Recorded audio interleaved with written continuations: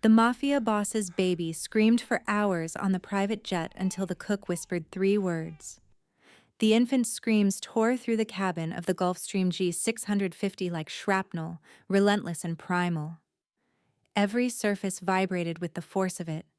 The leather seats, the crystal decanters, the gold-trimmed champagne flutes that no one had touched in 6 hours. The staff didn't wince. They didn't shift uncomfortably. They stood frozen in the galley like statues carved from pure terror because they knew. Everyone knew. The man holding that child didn't tolerate weakness, didn't tolerate failure. And right now, everyone on this plane was failing him. Lorenzo Moretti occupied his seat the way a predator occupies a kill zone. Absolutely. Lethally. The custom Brioni suit that usually made him look like death in silk now strangled him like a noose. His jaw was clenched so tight it could crack marble. Those dark eyes, normally cold enough to freeze blood, held something they'd never held before: raw, feral desperation. The baby, his son, his heir, continued to wail, tiny fists beating against his chest. 4 months old and already bearing the weight of a crown soaked in blood.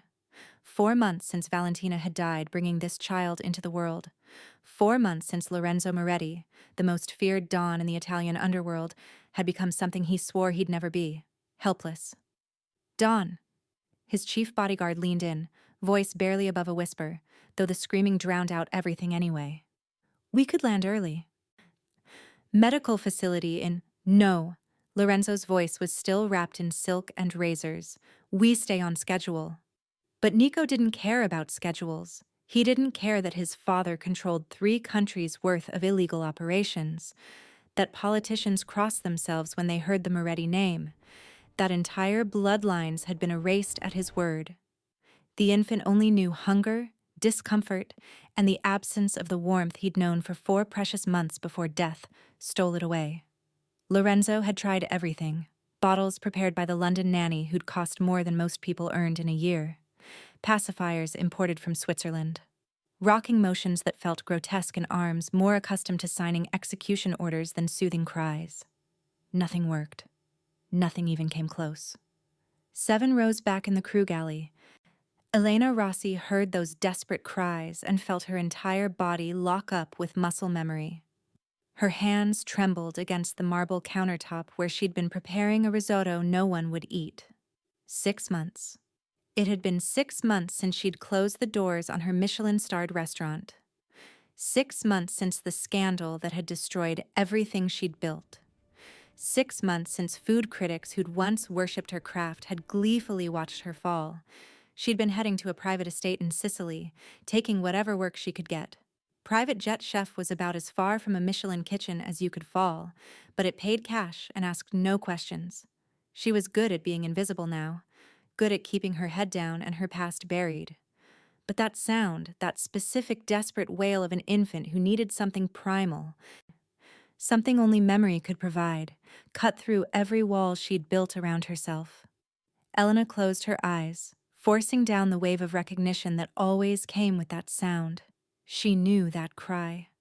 Not from this baby, but from her own past. From Sunday dinners at her nonna's villa, when the old woman would rock crying infants and whisper the same 3 words over and over while preparing a specific tisana, a forgotten remedy from a bloodline Elena was supposed to have erased from her identity forever. Miss Rossi. The head flight attendant appeared beside her, face white as bone. Are you all right? Elena looked up, then back toward where the crying originated. 6 hours. The baby had been screaming for 6 hours, and she could hear it in his voice now. Not illness, not pain, but grief. The kind of grief that came from losing a taste of home. That baby, she heard herself say. He sounds like, I know what he needs. The attendant's expression shifted to something between desperate hope and pure terror. The Don has refused all assistance, but if you think you can help... Elena wiped her hands on her apron before her brain could catch up to what her body was doing. This was insane. She was a ghost. A woman who'd spent 6 months learning how to disappear, and she was about to walk straight into the lion's den. But she couldn't ignore that sound. couldn't ignore what her nonna had taught her about the language of grief that only the old families understood. She followed the attendant down the aisle with each step, her heart hammering against her ribs. This was beyond insane. She didn't know who this man was, didn't recognize the Moretti name or understand why the entire crew moved around him like he was made of live grenades. But the baby looked so small, so helpless against that massive chest. The infant's face was scarlet from crying, tiny features twisted in a misery that spoke of something deeper than physical need. Then she saw the man himself. Lorenzo Moretti looked like God had carved him from obsidian and fury, sharp cheekbones that could cut glass, a jaw that seemed designed to deliver verdicts, and eyes so dark they didn't reflect light. They devoured it. He wore power like most men wore cologne, and danger radiated from him in waves that made her survival instinct scream to turn around and run. But the baby. God, the baby. "Sir," the flight attendant began, her voice shaking, "this is our chef." She believed she might. Lorenzo's gaze snapped to Elena, and she felt the impact like a physical blow. Those eyes could strip skin from bone, could make grown men confess sins they hadn't committed. For a moment, Elena forgot how to breathe. "A chef," he repeated, his voice low and rough, like gravel wrapped in expensive velvet. An accent lingered at the edges. Old Sicilian, probably, though years in the States had smoothed most of it away. What the hell does a chef know about crying babies? Elena's eyes moved from the man to the baby, and something in her chest cracked open. Years of training, of reading temperatures and textures and the language of taste, kicked in. "He's not sick," she said softly, taking a half step closer despite every instinct screaming at her to retreat from this dangerous man. "He's grieving. He's looking for something specific, something he associates with comfort and safety. Was his mother?" Something shifted in Lorenzo's expression, a flash of such raw pain that Elena caught her breath. The kind of agony that could level cities. "She died," he said flatly. 4 months ago, giving birth to him." The cabin seemed to go silent around them, even though the baby still cried. Elena's throat burned, her grief recognizing his in some fundamental way.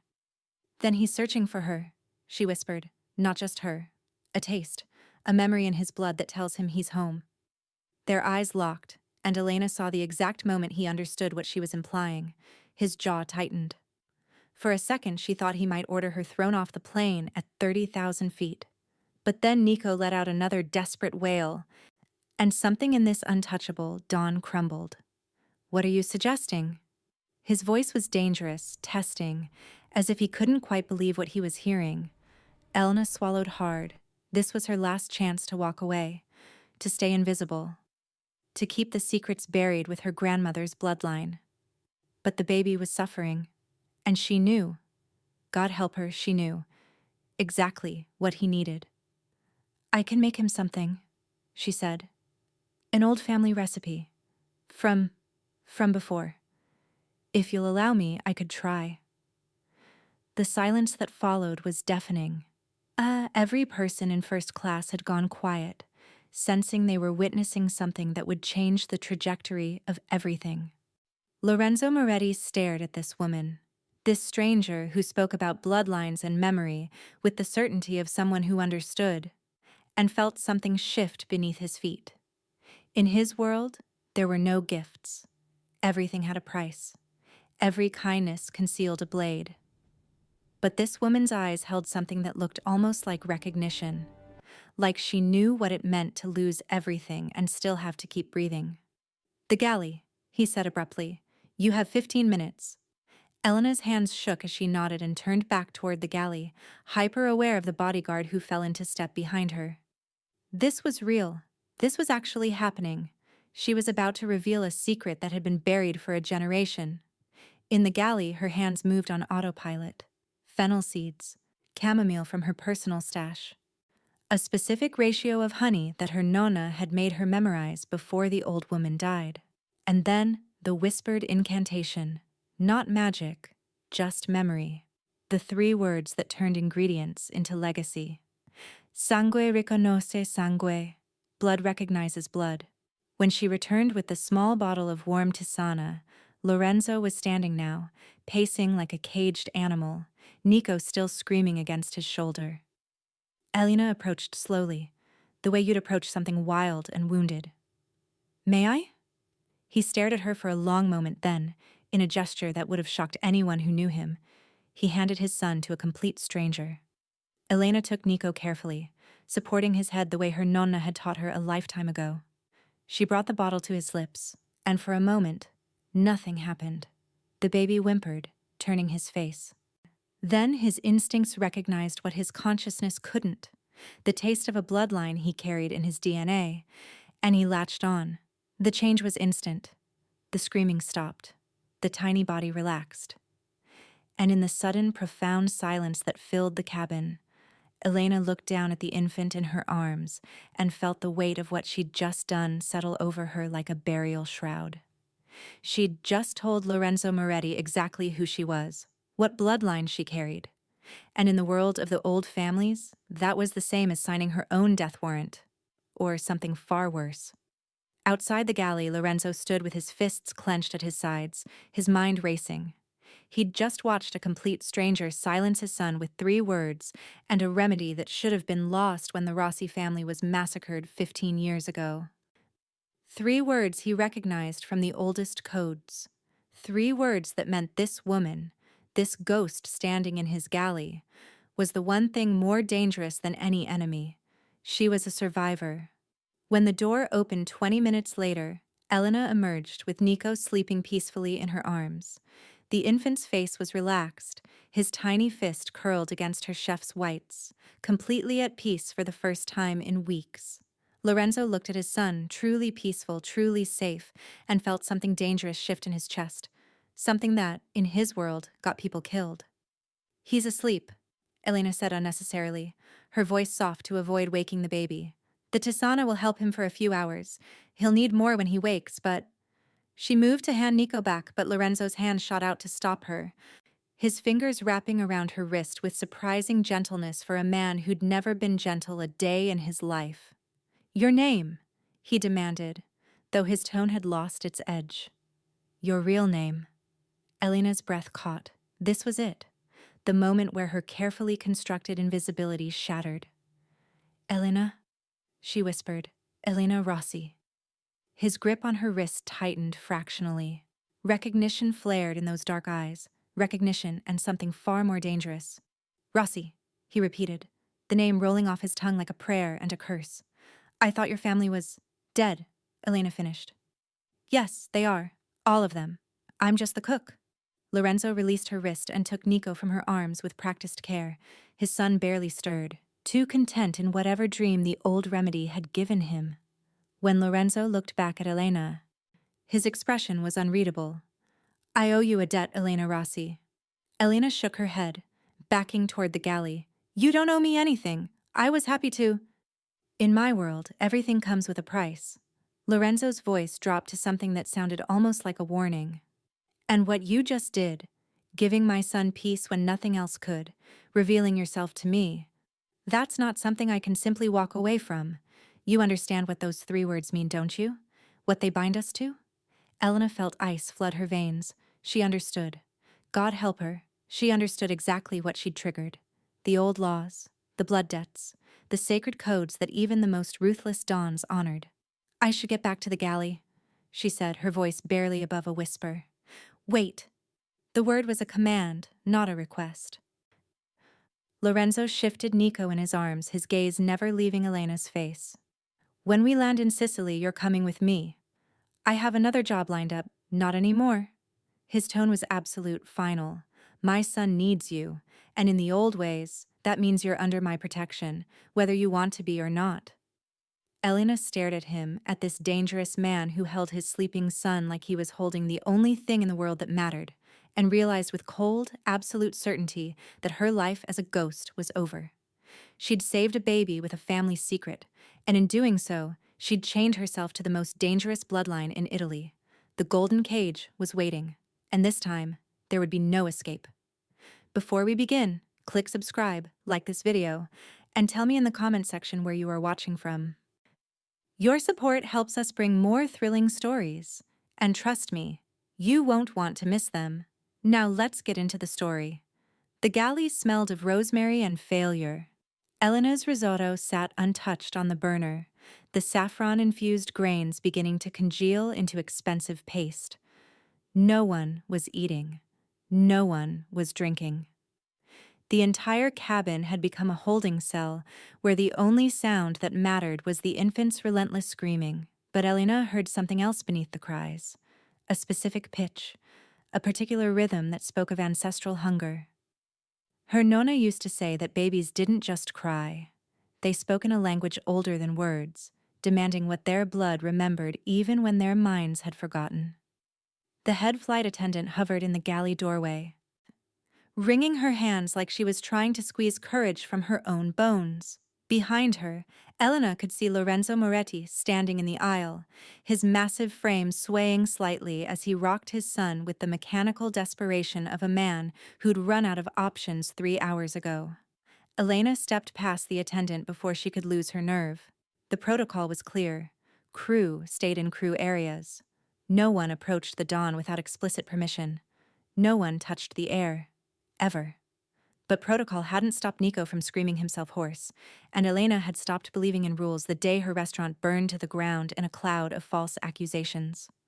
Her footsteps on the cabin floor drew every eye like gunshots.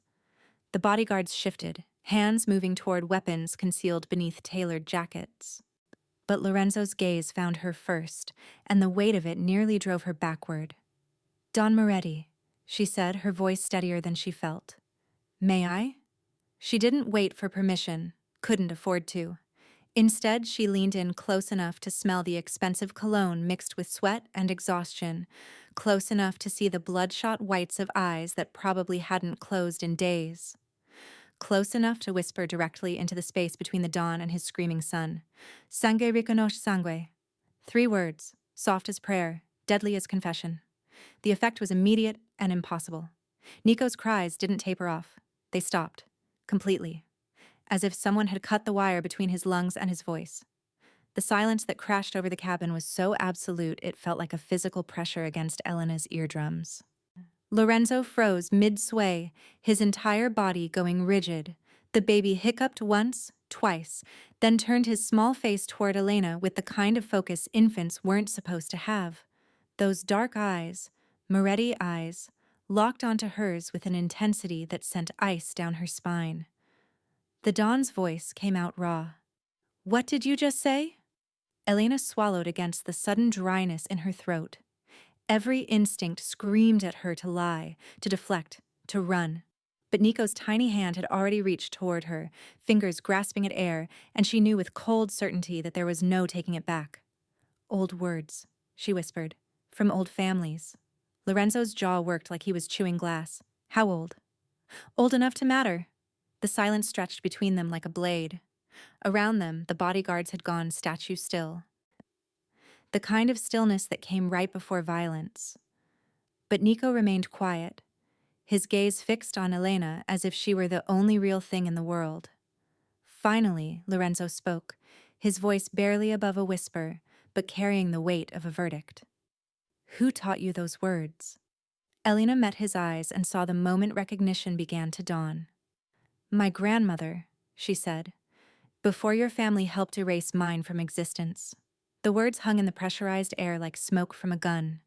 She'd just confessed to being a ghost, a remnant of a bloodline that wasn't supposed to exist anymore. And judging by the way Lorenzo's hand slowly moved to his jacket, where she was certain he kept a weapon, she'd also just signed something that might be her death warrant. But then Nico made a small sound, not a cry, something softer, a coo of contentment. And Lorenzo Moretti, the man who'd built an empire on fear and blood, looked at his suddenly peaceful son and said the only thing that mattered, "Show me."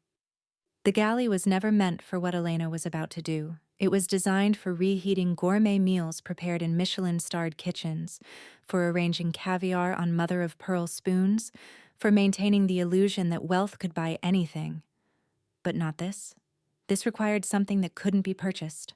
Lorenzo stood in the doorway, Nico cradled against his chest, watching her with the intensity of a man witnessing either a miracle or a very elaborate con. The bodyguard hovered behind him, one hand still resting near his weapon. Elena tried to ignore them both as her hands moved through the ritual her nonna had beaten into her muscle memory. Semolina flour. Goat's milk from the specialty refrigerator. A pinch of sea salt harvested from waters she'd never see again. Her fingers worked the dough with practiced precision, the rhythm steadying her racing heart. This wasn't just food, it was archaeology. Every fold of the dough unearthed another layer of memory. Sunday kitchens thick with steam, her grandmother's weathered hands guiding hers, whispered recipes that were more incantation than instruction. "What is that?" Lorenzo's voice cut through the small space like a blade. Elena didn't look up from the miniature pot where she was warming the milk. "Papa a latte. Your son's bloodline knows it, even if his mind doesn't. His mother never—" "It's not about his mother." Elena's hands didn't stop moving as she stirred the mixture, watching the grain swell and soften. "It's older than her. Older than you.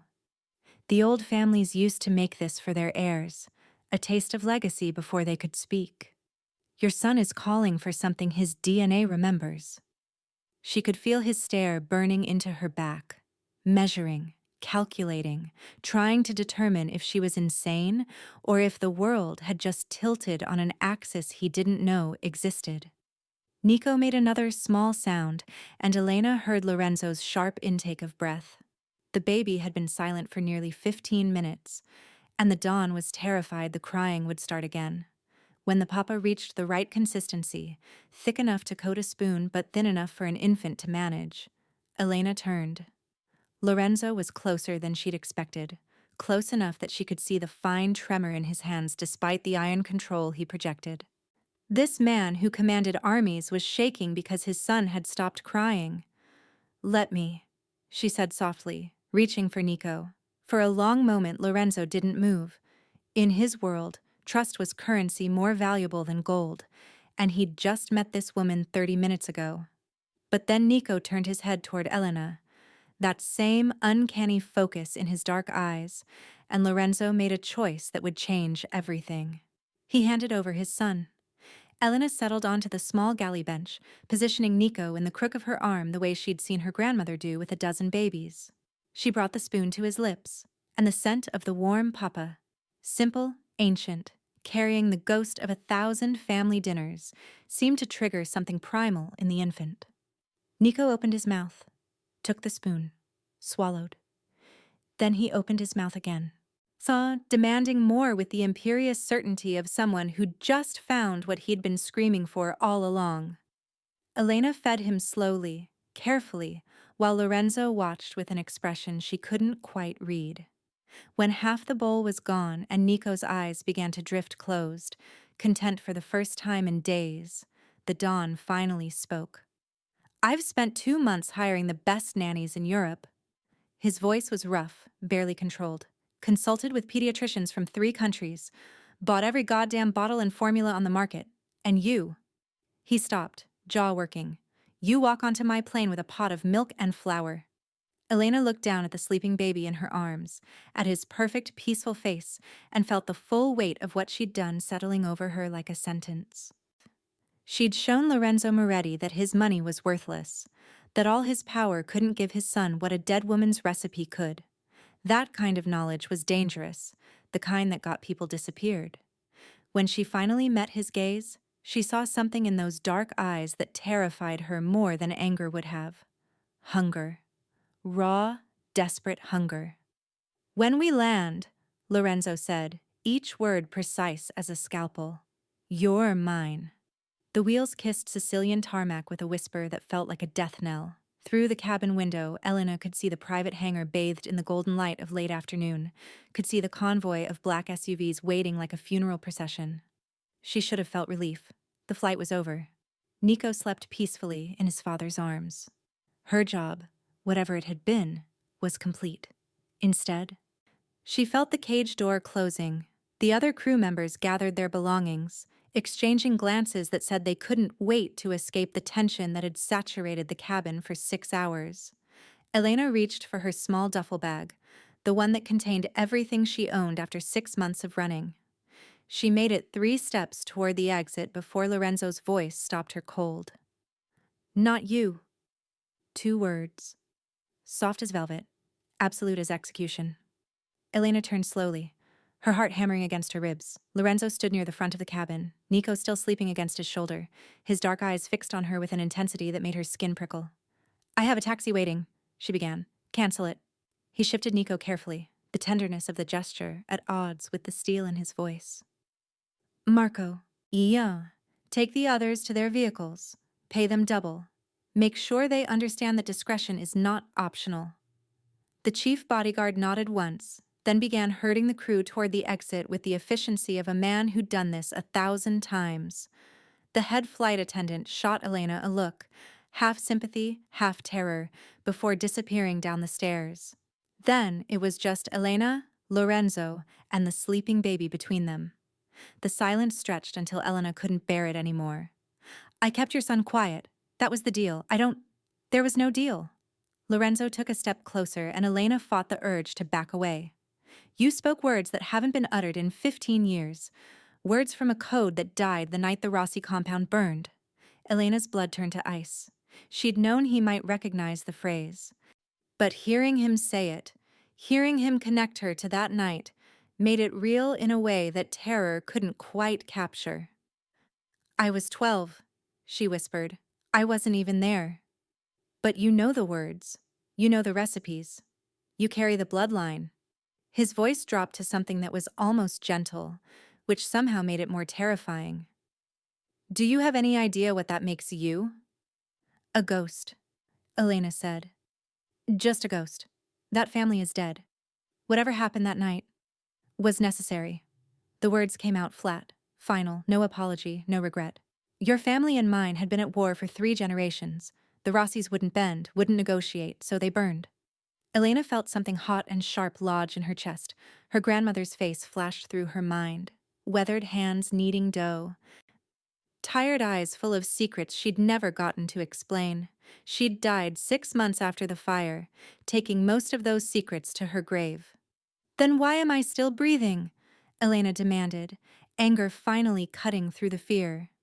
If you killed them all, why not finish the job?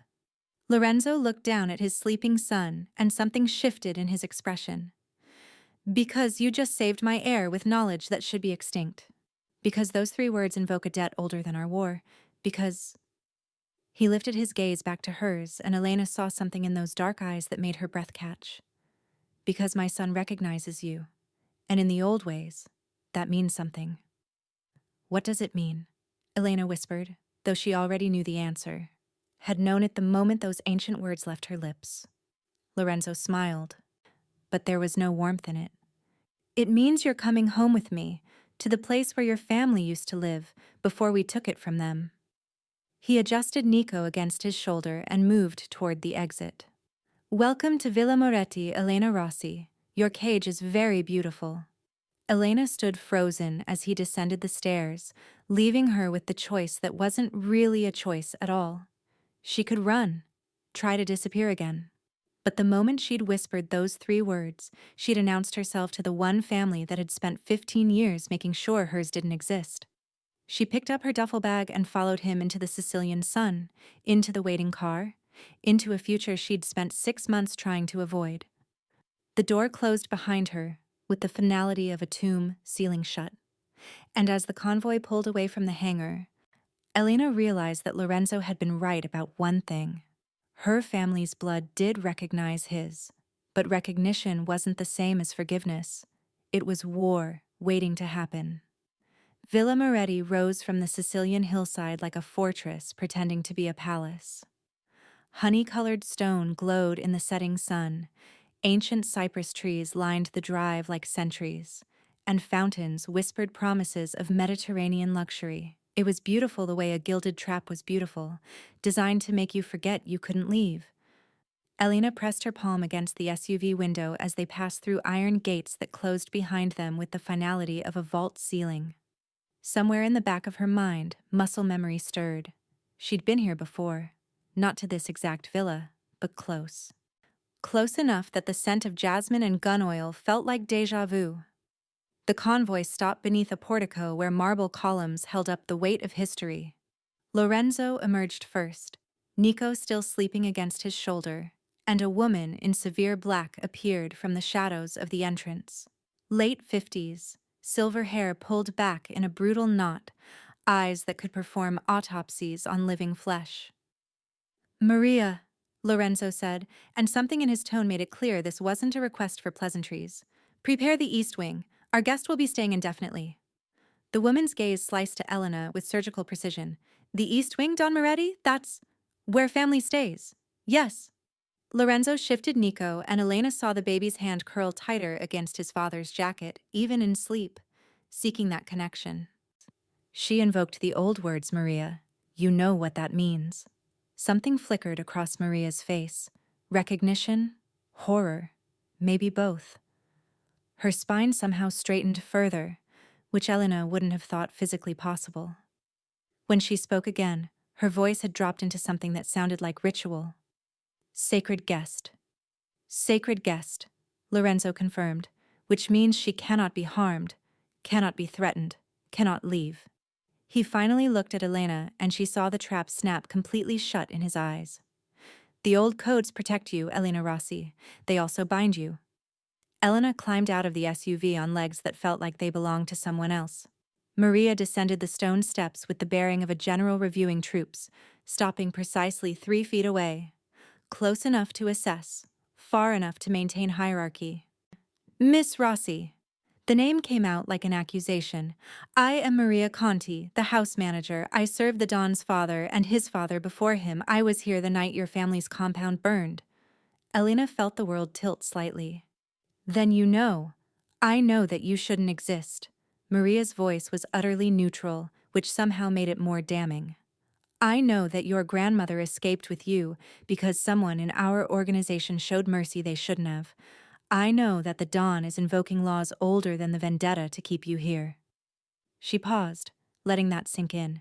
"And I know that if you harm the heir, sacred guest or not, those same laws will require your death." "I have no intention of harming anyone," Elena managed. "Intentions are irrelevant. Nico breathes because of you." "If he stops breathing," Maria let the threat hang in the jasmine-scented air. "Come, I'll show you to your rooms." The East Wing was obscene in its luxury. Frescoed ceilings, antique furniture that belonged in museums, windows overlooking gardens that probably required a staff of 20. Elena's suite was larger than her entire restaurant had been. The bathroom alone could house a family, and on every surface, in every corner, she felt the weight of old money, old power, and old blood. Maria gestured to an ornate wardrobe. "Clothing has been arranged. Dinner is at 8. The Dawn requests your presence." She moved toward the door, then paused. "The windows don't open fully. The doors lock from the outside at night. There are guards on every exit." Her eyes met Elena's with something that might have been sympathy if it hadn't been so cold. "The East Wing is beautiful, Miss Rossi, but make no mistake, it's still a cage." When the door clicked shut, Elena finally let herself collapse onto the silk-covered bed. Through the window, she could see the Sicilian countryside stretching toward the sea. Endless, beautiful, utterly unreachable. She'd traded one kind of running for another kind of trap. She was sacred. She was protected. She was a prisoner bound by codes older than concrete and steel, held in place not by chains but by words, whispered in a moment of compassion that she was now paying for with her freedom. Somewhere in the villa, Nico was sleeping peacefully, saved by her grandmother's recipe. And somewhere in these same halls, Lorenzo Moretti was calculating exactly how to keep her here forever. The golden cage had closed, and Elena had locked herself inside it with 3 whispered words. Dinner at 8 turned out to be an ambush. Elena descended the marble staircase in a dress someone had left in her wardrobe. Black silk that whispered against her skin like a promise of violence. The dining room stretched before her like a cathedral of wealth, all vaulted ceilings and crystal chandeliers throwing prisms of light across faces that turned to watch her enter. Lorenzo sat at the head of the table, transformed from the desperate father on the plain into something carved from authority itself. To his right sat a woman who could only be his sister. Same sharp cheekbones, same dark eyes, but hers held a contempt so pure it was almost elegant. "So this is the miraculous cook." The woman's voice dripped with disdain as Elena approached. "The one who silenced Nico with peasant food and pretty words." "Julia." Lorenzo's tone held warning, but his sister ignored it. "What? I'm merely curious, brother.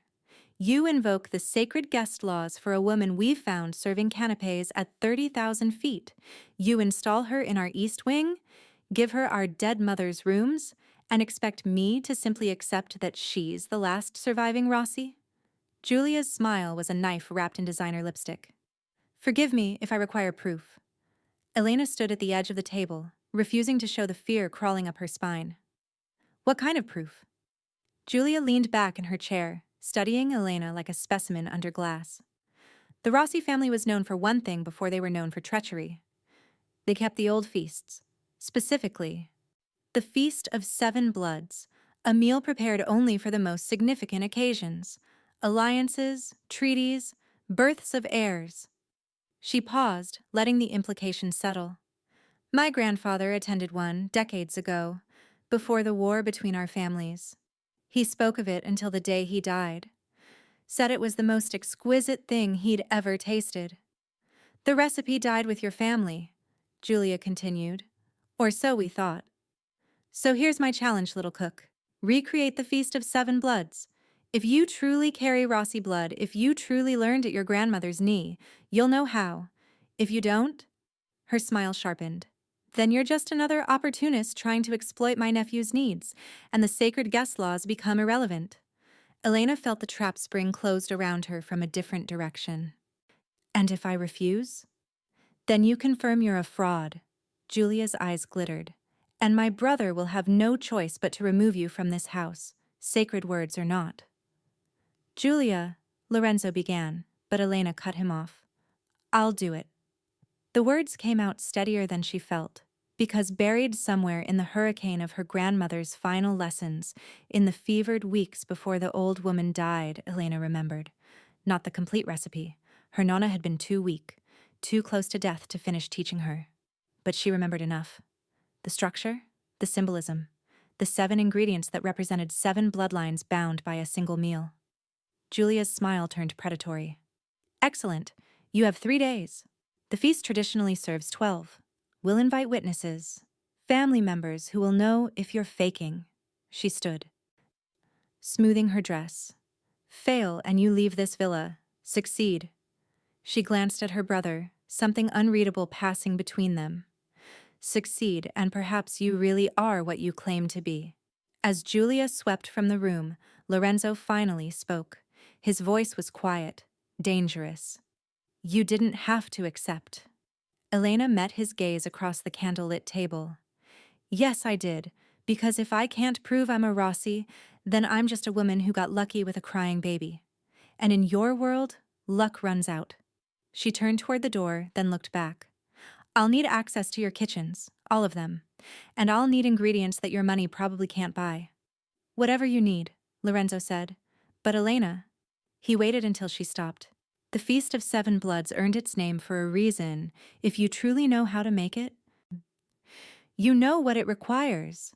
Elena did know, and that knowledge sat in her stomach like a stone as she climbed the stairs back to her beautiful cage, already mentally cataloging what she'd need to resurrect a feast that was supposed to have died with everyone who knew how to prepare it. 3 days to prove she was her grandmother's heir. 3 days to recreate something she'd only half learned from a dying woman's delirious instructions. 3 days to cook for people who'd murdered her entire bloodline. Elena found him in the kitchen at 2 in the morning. She'd spent the past 16 hours researching the Feast of Seven Bloods, piecing together fragments of memory that her grandmother had whispered through morphine hazes. The villa's kitchens were professional grade, restaurant quality, but they felt wrong somehow. Too clean. Too modern. Missing the ghosts that should have haunted a place where food became legacy. Lorenzo sat at the staff table near the hearth, still wearing his dinner clothes minus the jacket, sleeves rolled to his elbows. A plate sat before him. Cold cuts, cheese, bread he'd apparently torn with his hands rather than sliced. The meal of a man too exhausted to care about presentation. He looked up when she entered, and Elena saw something flicker across his face. Not surprise, something closer to relief. Can't sleep either? His voice was rougher at this hour, stripped of the silk-wrapped menace he wore during the day. Your sister set an impossible task. I'm trying to remember recipes my grandmother taught me when I was 12 years old, half of which she delivered while dying. Elena moved to the counter, her hands already reaching for ingredients on instinct. What's your excuse? Nico had a nightmare, took an hour to settle him. Lorenzo watched her hands move, cracking eggs, whisking, reaching for pancetta from the refrigerator. What are you making? Something that won't get me killed if I mess it up. Elena set a pan on the flame, added butter, let it foam. Carbonara. Simple. Honest. The kind of food people make when they're too tired to pretend. She could feel his gaze on her as she worked, but it wasn't the predatory assessment from the plane or the calculated possession from earlier. This was something else. Hunger of a different kind. My sister was out of line, Lorenzo said quietly. No, she wasn't. Elena tossed the pasta into boiling water she'd started the moment she entered. She's protecting you. Protecting Nico. For all she knows, I could be a fraud who got lucky with a baby formula. The pasta cooked quickly. 2 minutes, no more. She drained it, tossed it with the egg mixture, the pancetta, the pepper. If I were her, I'd demand proof too. She divided the carbonara between 2 plates and set one in front of him. Their fingers brushed as she handed him a fork, and the contact sent a jolt through her that had nothing to do with fear. Lorenzo took a bite, and something in his expression softened. You make it the old way, before cream became the bastardization. My nonna would have disowned me if I'd ever added cream to carbonara. Elena sat across from him, suddenly aware of how intimate this was. 2 people alone in a vast kitchen at 2 in the morning, sharing food that tasted like confession. She had rules. About food, about family, about what we owed to the names we carried. So did my father. Lorenzo's jaw tightened. He taught me that legacy is a crown made of thorns, that every generation bleeds to pass it forward. He looked up at her, and Elena saw something raw in those dark eyes. Do you ever wish you could just walk away from it? From the weight of dead people's expectations?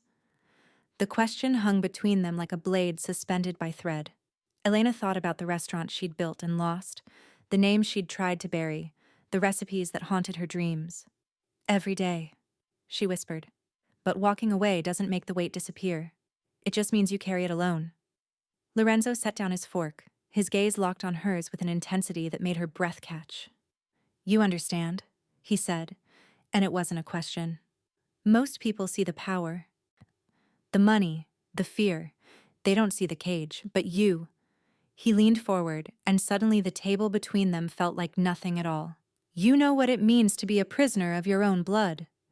Elena should have pulled back, should have remembered that this man's family had destroyed hers, should have recognized the danger in the way her pulse hammered when he looked at her like she was the only real thing in his manufactured world. Instead, she leaned forward too. Your father killed my family. I know. His voice was barely above a whisper. I should hate you. You should. Lorenzo's hand moved across the table, stopping just short of touching hers. But hatred is easy. He gestured between them, at the shared meal, at the vulnerability they'd both exposed like wounds. This is dangerous. Elena stared at his hand, at the tattooed fingers that had signed death warrants and cradled his infant son with equal intensity, at the space between his skin and hers that felt charged with something that would destroy them both if they crossed it. She closed the distance, their fingers intertwined, and the touch felt like sealing a pact written in something older than ink.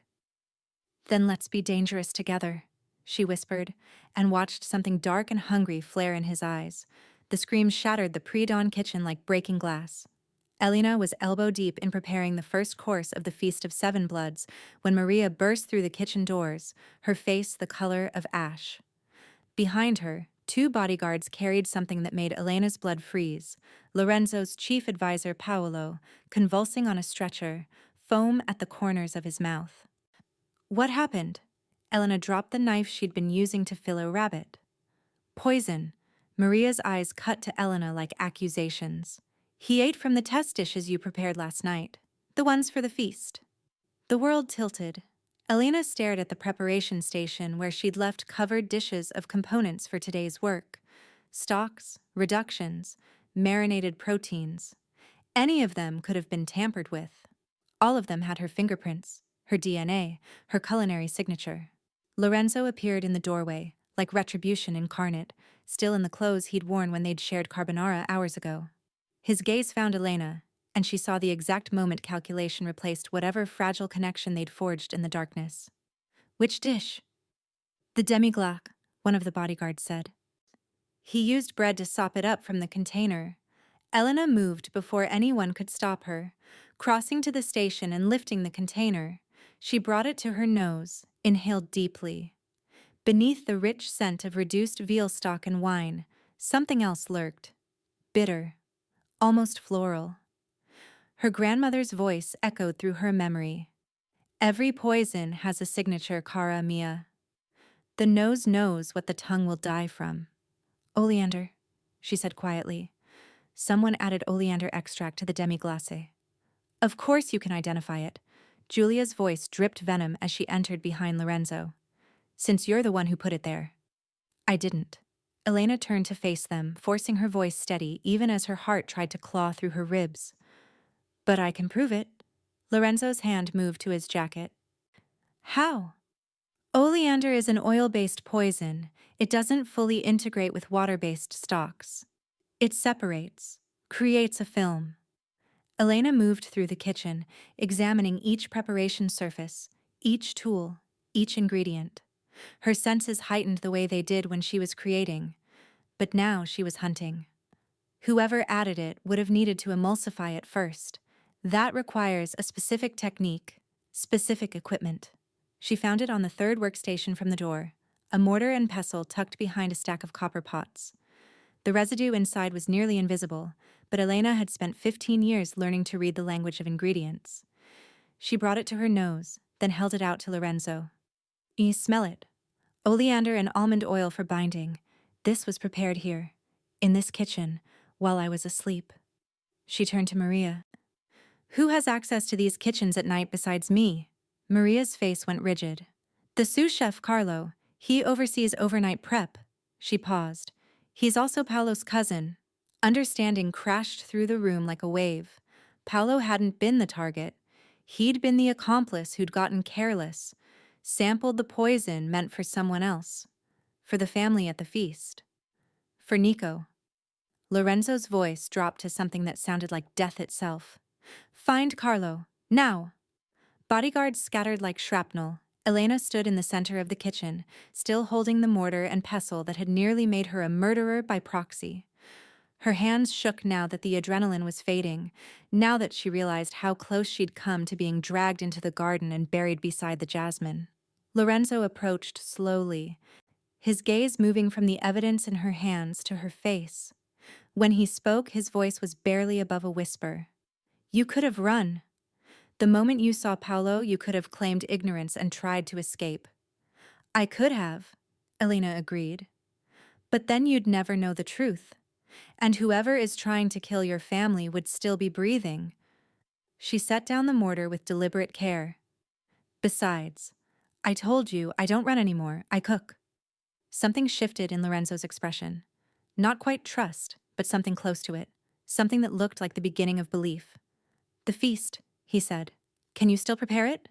Elena looked at the kitchen that had nearly become her execution chamber and felt something hard and determined settle in her chest. Every ingredient from scratch. Everything I touch, you watch. No one else enters this kitchen until the feast is served. She met his gaze. And when I'm done, your sister will have her proof, but so will you. Proof of what? Elena smiled, sharp as broken glass. That I'm exactly who I say I am, and that I'm the only thing standing between your heir and whoever wants him dead. The first explosion tore through the west gate at 3 a.m. Elena jerked awake to the sound of shattering stone and automatic gunfire stitching through the night. The villa's alarm system screamed like something dying. Through her window, she saw orange flames painting the darkness, saw shadows moving with military precision through the gardens her family had once walked. Her door burst open. Maria stood there in a silk robe, a pistol in her hand that looked obscene against the delicate fabric. The baby. Now! Elena didn't question, didn't hesitate. She followed Maria through corridors that had become war zones, past bodyguards taking defensive positions, past windows that exploded inward with each new volley. They reached the nursery to find Nico already screaming, his small face contorted with terror at the chaos his infant mind couldn't process. Maria thrust the baby into Elena's arms. "The old cellars. You know where they are." Elena did know. The knowledge had been there all along, buried under 15 years of trying to forget. Her grandmother's villa had shared walls with the Moretti estate, had, in fact, been part of the same compound before the families split, the cellars connected, the secret passages that predated the war between their bloodlines. "Where's Lorenzo?" Elena clutched Nico against her chest. "You," trying to shield his ears from the gunfire. "Fighting, go!" Maria shoved her toward the servants' staircase. "Keep him alive, that's all that matters." Elena ran, down the stairs, through the kitchen still smelling of the feast preparations she'd never finish, into the wine cellar where bottles worth more than lives sat in temperature-controlled darkness. Her hands found the mechanism behind the third rack from the left, a Rossi secret in a Moretti vault. The wall panel slid open with a whisper of ancient machinery. The passage beyond smelled of earth and time and forgotten wars. Elena descended stone steps worn smooth by generations of feet, Nico's screams echoing off walls that had hidden her ancestors during every siege, every betrayal, every night when power changed hands through violence. At the bottom, she found the hidden room her grandmother had described in morphine dreams, a space carved from bedrock, provisioned for survival. Water, candles, and scattered along stone shelves, glass jars of preserved foods that must have been generations old. Above them, the battle raged. Nico screamed himself purple, and Elena knew with cold certainty that if he didn't stop, someone would hear, would come, would find them. Her hands moved on instinct, reaching for one of the ancient jars. Inside, preserved in honey that had turned nearly black with age, she found what she needed. Chamomile flowers, fennel seeds. The same ingredients her grandmother had used, preserved by someone who understood that the old remedies would always be needed. Elena worked by candlelight, crushing the ingredients in her palm, mixing them with water from the provision barrel. She whispered the 3 words as she brought the makeshift tisana to Nico's lips. "Sangue riconosce sangue," and watched his DNA recognize what his fear had forgotten. The baby drank. The screaming stopped. And in the sudden silence broken only by distant gunfire, Elena held Lorenzo's son against her chest and understood with crystalline clarity what she'd become. Not a cook, not a prisoner, not even a sacred guest, a guardian. A keeper of bloodlines that had tried to destroy each other but whose survival now depended on her alone. Hours passed in the darkness. Nico slept against her shoulder, his breath warm and steady. Above, the sounds of battle gradually faded into an ominous silence that was somehow worse than the violence had been. Elena counted her own heartbeats, counted Nico's breaths, and waited. When the panel finally scraped open, she pressed Nico tighter against her body, ready to fight with nothing but her bare hands and a mother's borrowed fury. Lorenzo stood in the doorway, blood on his face and his shirt torn, but alive. His eyes found her in the candlelight, found his son sleeping peacefully in her arms, and something in his expression broke open. "You found the old cellars," he said, his voice raw. "My grandmother told me where they were. Before she died, she made me memorize every secret passage, every hidden room." Elena stood slowly, careful not to wake Nico. She said, "Someday, I might need to know how to survive in the house that used to be ours." Lorenzo descended the steps, his gaze never leaving hers. When he reached her, he touched Nico's head with a gentleness that seemed impossible from hands still covered in someone else's blood. Then he looked at Elena, and she saw something in his eyes that terrified her more than the siege had. Need. Raw, desperate need. "You kept him safe," Lorenzo whispered. "You saved my son. Again. Elena met his gaze in the flickering candlelight. He's not just your son anymore, Lorenzo. The moment I whispered those 3 words, the moment I brought him to these cellars, I bound myself to him. To you. To this bloodline. She paused. Your cage isn't just mine now. I'm part of its walls. Lorenzo's hand moved to her face, cupping her jaw with a tenderness that felt like violence repackaged. Then we'll burn it down together, he said. And build something new from the ashes. The Feast of 7 Bloods was served 3 nights after the siege, in a dining room still bearing bullet scars in its ancient walls. Elena had refused to postpone it. Had, in fact, insisted on it with a steel in her voice that made even Julia pause. The attack had failed. The traitors were dead or captured, and she would prove her lineage not in hiding, but in front of witnesses who remembered when the Rossi name meant something besides ghosts and ashes. 12 guests sat at the table. Family members, allies, and those who'd been old enough to remember the last feast served before the war. Lorenzo sat at the head, Nico sleeping in a bassinet beside him, a prince displayed before his court, proof that the bloodline continued despite those who'd tried to end it. Elena emerged from the kitchen herself, carrying the first course. No servants, no intermediaries. This was her test, her proof, her resurrection. 7 courses followed, each one representing a bloodline that had once ruled Sicily's underworld. Rabbit braised in wine so old it predated the war, the Morettis. Octopus prepared with a technique thought lost, the Russos. Lamb that had been butchered according to rituals Elena's grandmother had whispered about in her final days, the Rossis themselves. The silence that fell over the table wasn't the absence of sound. It was reverence, recognition. The old guard tasting memory itself on their tongues, realizing that this woman, this supposed ghost, had resurrected something they thought they'd destroyed. When the final course was cleared, Julia rose. Her face had lost its contempt, though replaced by something that looked almost like respect. My grandfather spoke of this feast for 40 years, said it was magic made edible. She looked at Elena, really looked at her. You didn't just recreate it. You made us remember why the old families broke bread before they broke each other. Elena stood at the kitchen doorway, still wearing her chef's white stained with the evidence of her labor. I'm a Rossi. That was never in question. The question was whether you'd let me live long enough to prove it. The sacred guest laws, Julia began, but Lorenzo cut her off, are no longer relevant. He stood, his presence commanding the room in a way that needed no violence to reinforce it. Elena Rossi isn't a guest. She saved my son, twice. She identified the traitor in our ranks. She protected my heir during the siege using knowledge of this house that predates our ownership. He paused, his gaze finding hers across the room. She's earned something more than tolerance. Lorenzo moved around the table, closing the distance between them with deliberate steps. When he reached Elena, he did something that made the entire room inhale as one. He went to one knee. The Morettis took everything from the Rossis 15 years ago, he said, his voice carrying to every corner of the room. We took their compound, their power, their lives. But we couldn't take their legacy. That survived in you. He held out his hand. I don't want you as a guest, Elena. I don't want you as a cook or a prisoner or a memory of what we destroyed. Elena's heart hammered against her ribs. Around them, witnesses watched. The old families. The new guard. The people who'd write this moment into the legends they'd tell for generations.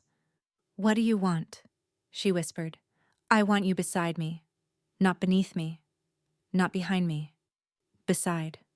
Lorenzo's dark eyes held hers with an intensity that felt like a brand. I want the woman who whispered 3 words and saved my son. The woman who turned my kitchen into a kingdom. The woman who knows that legacy isn't about blood spilled, it's about blood preserved.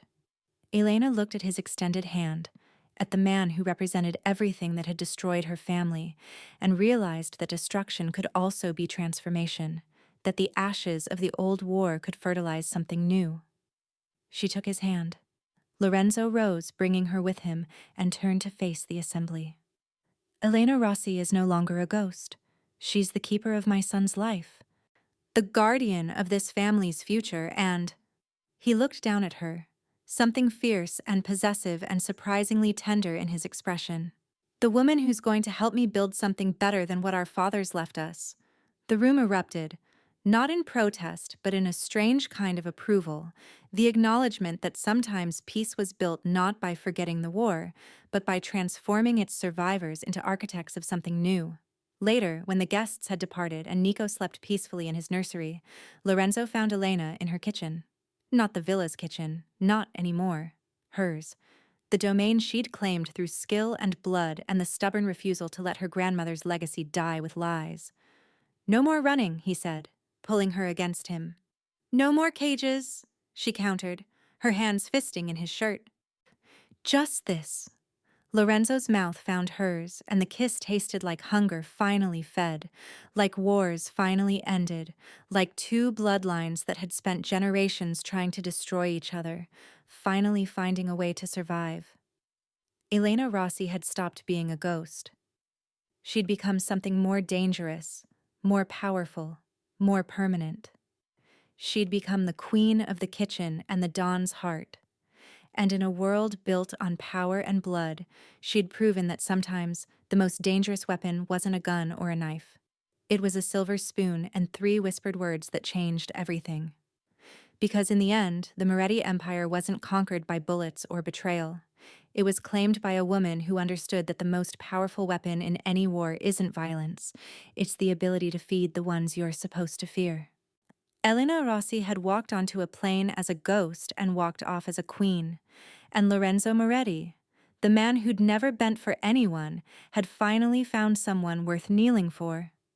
After all, you can't kill what you need to survive. Did Elena's story leave you hungry for more?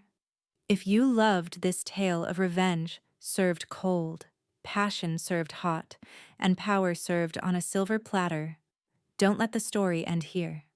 Like this story if you're craving more dark romance. Subscribe for more tales where enemies become lovers and kitchens become kingdoms. Comment below. Would you taste the feast of 7 bloods if it meant claiming your enemy's heart? Stay tuned for our next story, where secrets are sharper than knives, and love is the most dangerous ingredient of all. Because in our kitchen, every story is served with a side of obsession. Until next time, keep your enemies closer and your recipes closer still.